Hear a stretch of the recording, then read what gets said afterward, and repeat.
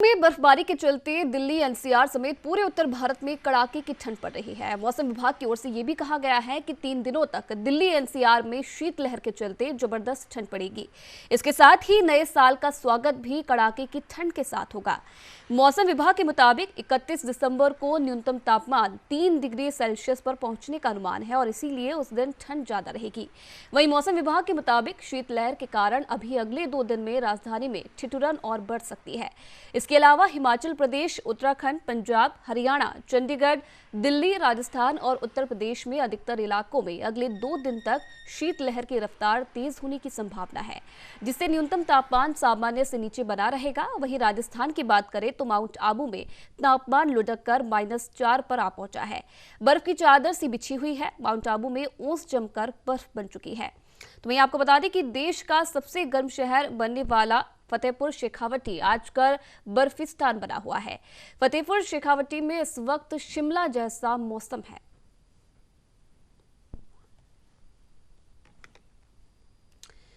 तो इसी खबर पर ज्यादा जानकारी के लिए दिल्ली से ब्यूरो चीफ प्रशांत शर्मा हमारे साथ बने हुए हैं। प्रशांत, जिस तरीके से कड़ाके की सर्दी पड़ रही है, लगातार पहाड़ों में बर्फबारी भी जारी है और इसका असर कहीं ना कहीं मैदानी इलाकों में साफ तौर पर देखा जा रहा है।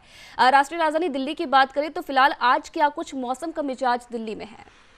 जी आयुषी, मैं आपको बताना चाहूंगा, दिल्ली में आज सुबह भी घना कोहरा छाया रहा, कल रात को भी घना कोहरा था और इसके कारण लोगों को, वाहन चालकों को विशेष रूप से ज्यादा दिक्कतों का सामना करना पड़ा। टेम्परेचर लगातार डाउन होता जा रहा है, जिससे सर्दी बढ़ती जा रही है, जिससे ठिठुरन बढ़ रही है और लोगों को काफी परेशानियों का सामना करना पड़ रहा है। जी आयुषी, अगर प्रशासन की तरफ से बात करें प्रशांत, तो क्या कुछ इंतजामात किए गए हैं? क्योंकि लगातार मौसम विभाग ने भी अलर्ट जारी किया हुआ है कि कोहरा कहीं ना कहीं अब रहने की 1-2 दिन तक संभावना है और इसी के साथ जो ठंड है और भी बढ़ सकती है।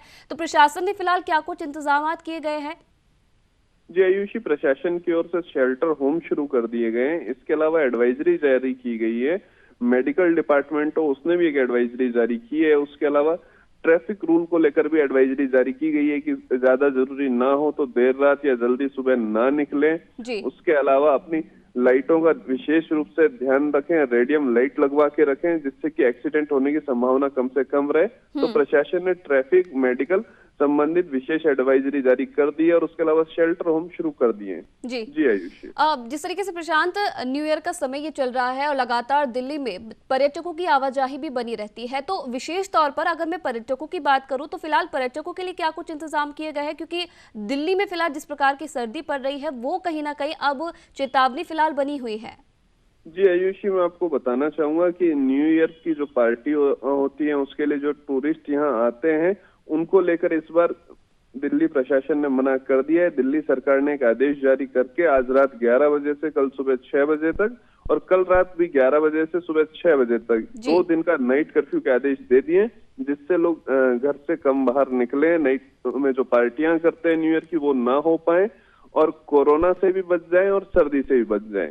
जी आयुषी, प्रशांत, अगर मौसम विभाग की बात करें तो मौसम विभाग का क्या कुछ फिलहाल कहना है कि कब तक जो सर्दी का सितम पूरे देश में देखने को मिल रहा है, कब तक देशवासियों को इससे राहत मिल सकेगी और दिल्ली में फिलहाल जो तापमान है कब तक सामान्य हो सकता है? जी देखिए, मौसम विभाग ने जो पूर्वानुमान लगाया है उसका ये है कि हिमालय और जो कश्मीर की घाटियां हैं, वहां लगातार जो बर्फबारी हो रही है, बारिश हो रही है, उससे टेम्परेचर शून्य से भी नीचे चला गया है और उत्तर और उत्तर पश्चिमी दिशा की हवाएं बह रही हैं, जिसके कारण पूरे उत्तर भारत में तापमान में लगातार गिरावट आ रही है और ये लगातार चलता रहेगा कोहरे का।